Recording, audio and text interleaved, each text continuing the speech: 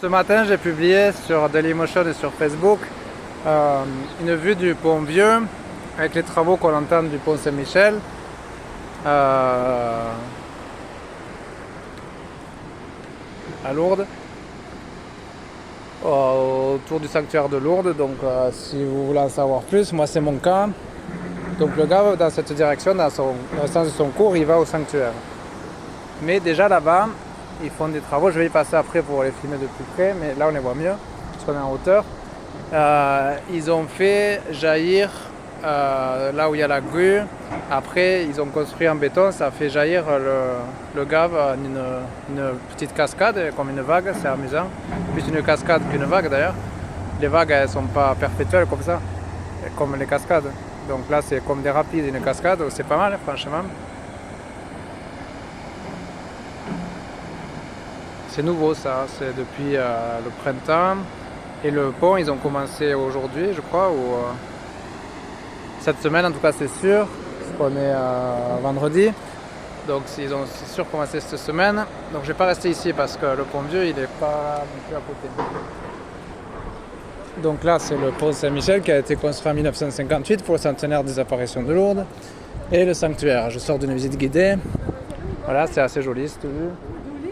Donc j'ai passé par les Gaves, c'est le nom. Le quai Saint-Jean, voilà, c'est ça que je cherchais. Voilà, le quai Saint-Jean. Et même quand j'en parlais avec ma voisine, je me rappelais plus, je lui ai dit le long du Gave.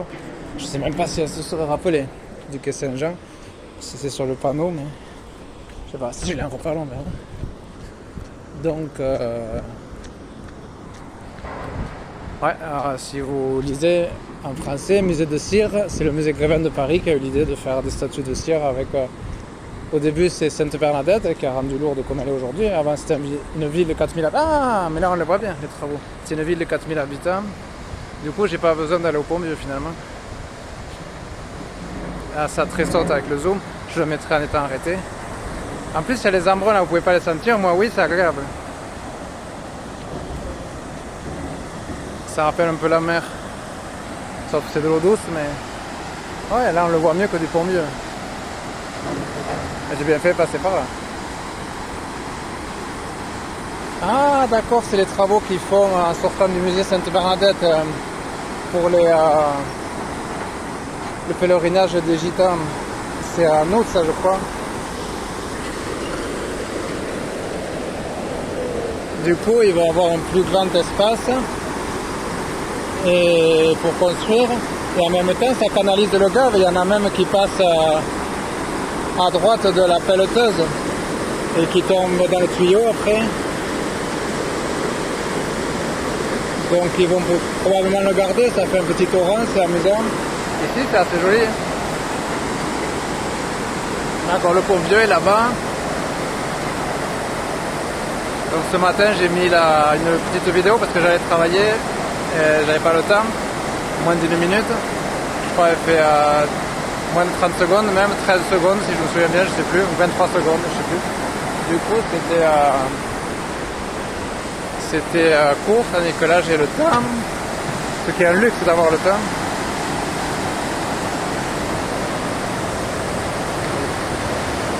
C'est assez joli.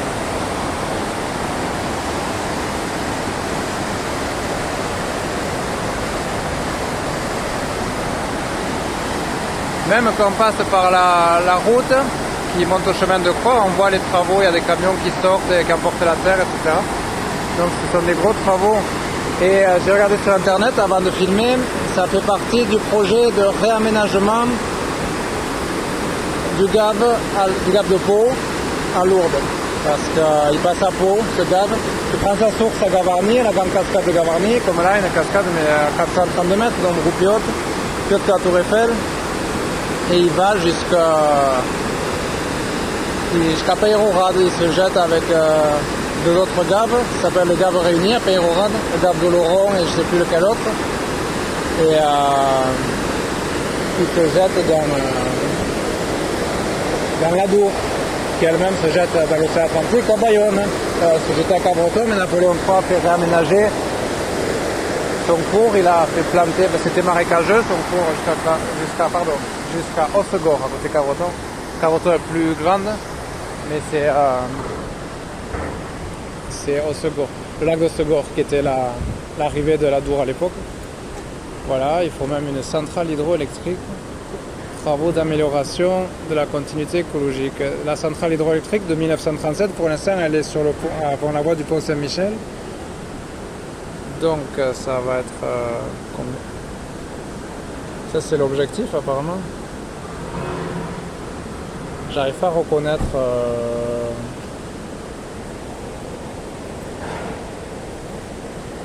En tout cas, c'est plus de 3 millions d'euros.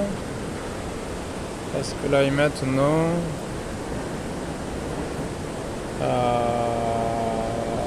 sur internet ils mettent juste le réaménagement. J'hésitais à appeler la mairie pour savoir.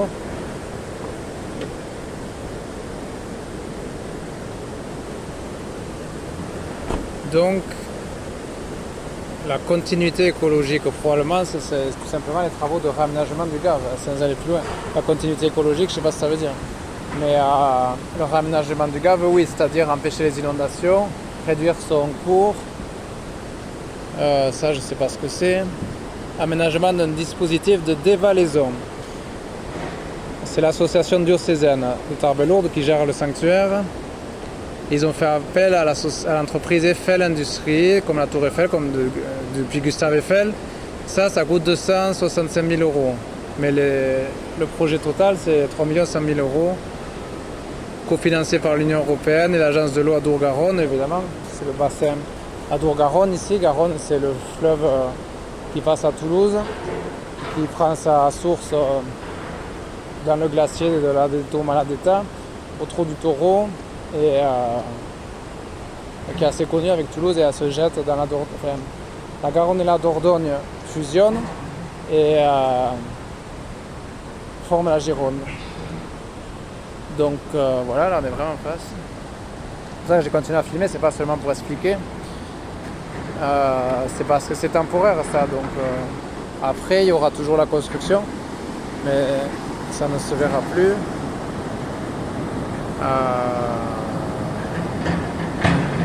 Ouais, dépose des pierres pour consolider les berges, des gros blocs.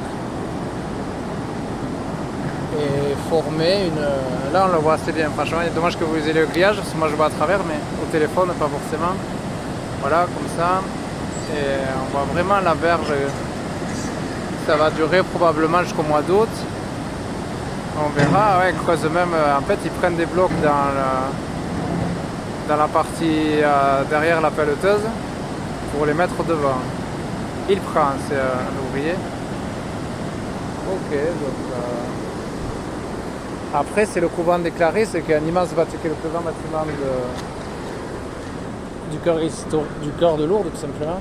Pas seulement historique. Tout ça. Il y a une dame qui habite ici derrière. Enfin, je ne sais pas si c'est tout le temps qu'elle y habite.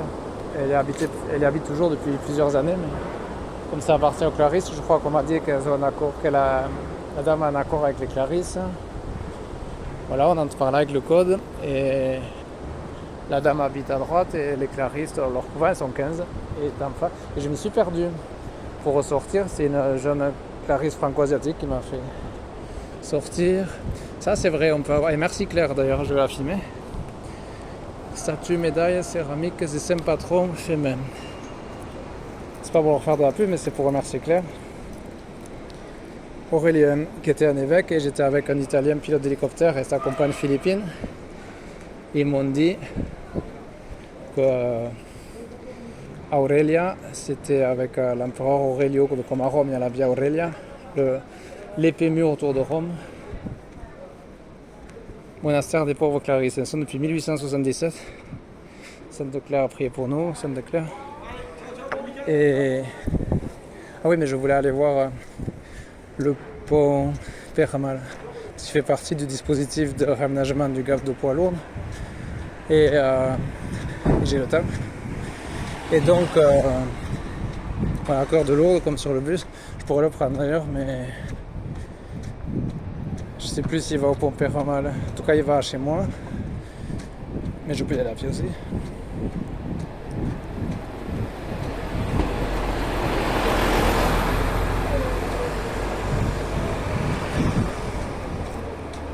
Ça fait partie des travaux parce que je l'ai vu tout à l'heure, ce tracteur vert ce matin en sortant du musée Sainte-Bernadette.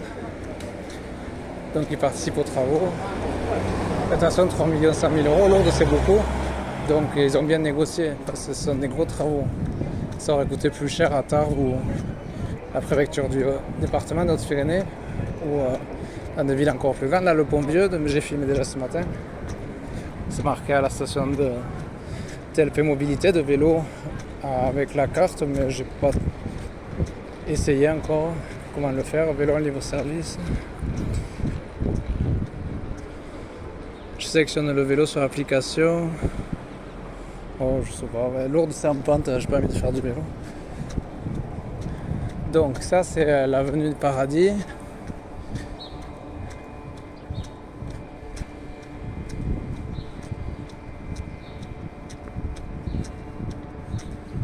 Donc le Gave. Il y a le pont Péramal, j'ai peut-être pas besoin d'aller. Le pont Péramal il est là-bas. Ça va pas commencer, ça va être joli, ça va faire 2 arches blanches qui vont fusionner. On va zoomer tout simplement, c'est comme si j'avais. Ok, donc ça sera prévu pour le mois, la fin de l'année 2024, le mois je sais pas, fin 2024 on verra, parce que on est déjà au mois de juillet pratiquement, on est le 28 juin. Et ce film je l'ai pas encore vu, Jean Ségol, je m'appelle Bernadette, et ça non plus, Cabrini, déclaré sainte en 1955, on ne choisit pas où l'on est, mais on peut choisir comment on y vit. La sainte patronne des immigrés, d'accord. Elle est née dans le nord de l'Italie, partie à New York, naturalisée américaine à Seattle, à l'État de Washington. 9 octobre 1909, elle est morte à Chicago d'une endocardite chronique. Déjà à 34 ans, elle avait créé 67 hôpitaux, orphelinats et écoles. Elle a servi le Christ dans tout ce qui lui inspirait. Son héritage est toujours d'actualité. Elle a été canonisée en 1946 par le pape Pie XII, qui est devenue la première citoyenne américaine à être nommée sainte. C'est vrai et faux, je vais vous expliquer. 4 ans plus tard, Cabrini reçoit le titre de patronne des immigrés. C'est vrai en tant que citoyenne américaine, mais il y avait déjà une américaine sur le territoire des États-Unis avant qu'il soit les États-Unis, donc il n'y avait pas de citoyenneté. Une amérindienne qui est sainte aussi, elle est dans la basilique Saint-Pédis en tenture, et beaucoup de pèlerins d'Américains qui viennent des États-Unis la connaissent. Donc c'est elle la première sainte américaine. Mais elle n'était pas citoyenne, donc c'est vrai que c'est la première citoyenne américaine. Je veux dire, on peut être dans un pays sans être citoyen s'il n'est pas civilisé, il n'y a pas de citoyenneté. Bon, de toute façon, il faut que j'arrête en 15 minutes. Que je vais aller jusqu'au couvent des Clarisses. Enfin, de toute façon, je vais tout remonter à rue d'Agotte. Ça sent bon, c'est parfait, ça sent l'encens.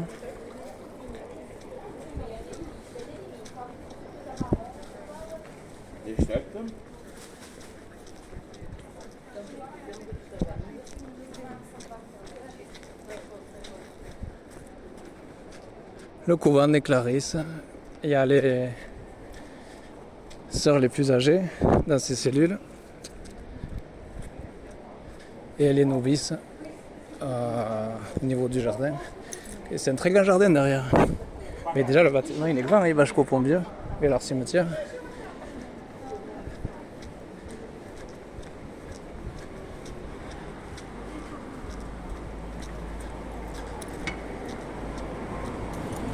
Donc voilà, c'était un sculpteur connu qui est venu s'installer à Lourdes, André Lacombe. Il y a sa fille maintenant qui a perpétué. Donc voilà, médaille originale, réalisée fait main, dans les porte-clés. Voilà. C'est un magasin différent des autres de Lourdes. Il y a aussi la goutte d'eau de Lourdes, c'est une souffleuse de verre au boulevard de la Gloire de l'autre côté, au pont Saint-Michel où j'étais tout à l'heure. J'ai commencé à filmer. Et ça, il est délicieux, ce restaurant pizzeria Amalfi. Amalfi, c'est le quartier de Naples, Napoli. C'est un cuistot napolitain. C'est vraiment bon.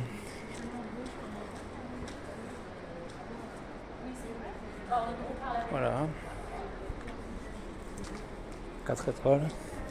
Celui-là, c'est un 5 étoiles. 600 € la nuit. Et j'ai eu une cliente de ça, elle est à Google La Wire, une avocate pour Google, qui est la plus grande entreprise au monde, devant Microsoft et Amazon et Facebook et Apple. Le gars